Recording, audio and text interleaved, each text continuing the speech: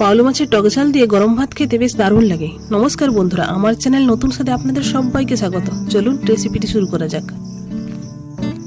চ্যানেলে প্রথমবার হলে চ্যানেলটিকে অবশ্যই সাবস্ক্রাইব করে দেবেন আর পাশে থাকা বেল আইকনটি অন করে দেবেন, যাতে পরবর্তী ভিডিও পেতে কোনো অসুবিধা না হয়। আমি এখানে 500 গ্রাম বাউল মাছ কেটে ধুয়ে পরিষ্কার করে নুন হলুদ মাখিয়ে রেখেছি। একটা বাটিতে 1 চামচ কালো সর্ষে, 1 চামচ সাদা সর্ষে, 1 চামচ পোস্ত, 3টে কাঁচা লঙ্কা ও একটু সামান্য নুন মিশিয়ে একসাথে বেটে নেব। গ্যাসে কড়াই বসিয়ে 3 টেবিল চামচ সর্ষের তেল দিয়ে দেব। তেল গরম হলে একে একে মাছগুলি দিয়ে উল্টে পাল্টে লাল করে ভেজে নেব।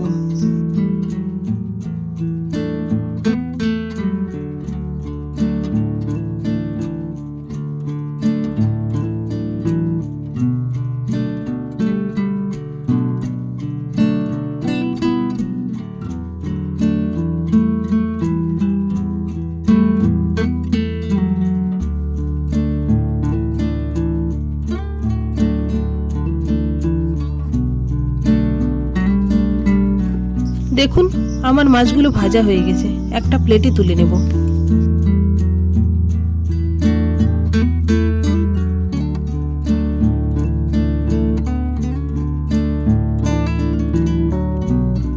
বাউল মাছ রান্না করার জন্য এখানে আমি নিয়েছি বড় সাইজের 2টো টমেটো, বড় সাইজের একটা পেঁয়াজ ও 4টা কাঁচা লঙ্কা।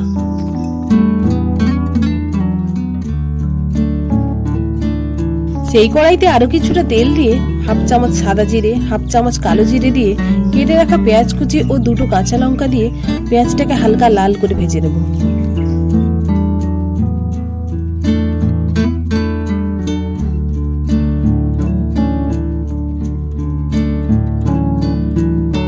পেঁয়াজ ভাজা হয়ে গেছে, কেটে রাখা টমেটোগুলো দিয়ে দেব।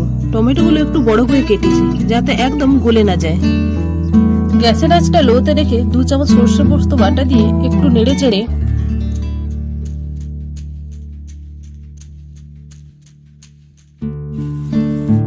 হাফ চামচ হলুদ গুঁড়ো, 1/2 চামচ লঙ্কার গুঁড়ো ও সামান্য জল দিয়ে কষিয়ে নেব।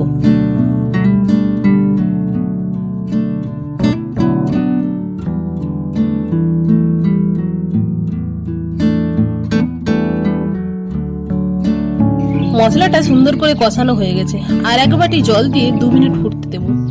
তরকারিতে আমার একটু নুন লাগবে, তাই একটু নুন দিয়ে দিলাম। ফুটতে থাকা তরকারির মধ্যে ভেজে রাখা বাউল মাছ দিয়ে ভালো করে মিশিয়ে নিয়ে আর একটু ফুটতে দেব।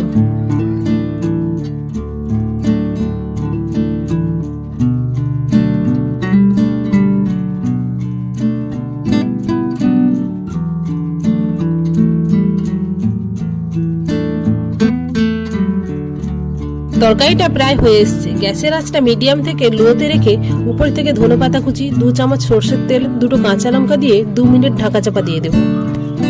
যে কোনো ধরনের মাছের ঝালে সরষের তেল ও কাঁচা লঙ্কা দিয়ে একটু ঢাকা দিয়ে দিলে সুন্দর একটা গন্ধ আসে।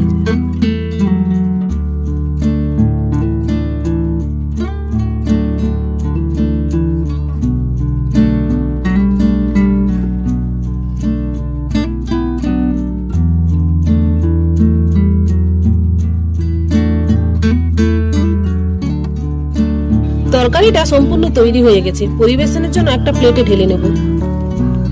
দেখুন, দেখতে কত সুন্দর হয়েছে। বাউল মাছের এই রেসিপিটি খেতে কিন্তু অসাধারণ লাগে। একবার বাড়িতে ট্রাই করে দেখতে পারেন। রেসিপিটি কেমন লাগলো প্লিজ কমেন্ট করে জানাবেন আর একটা লাইক করে দেবেন। ভালো থাকবেন, সুস্থ থাকবেন। টাটা।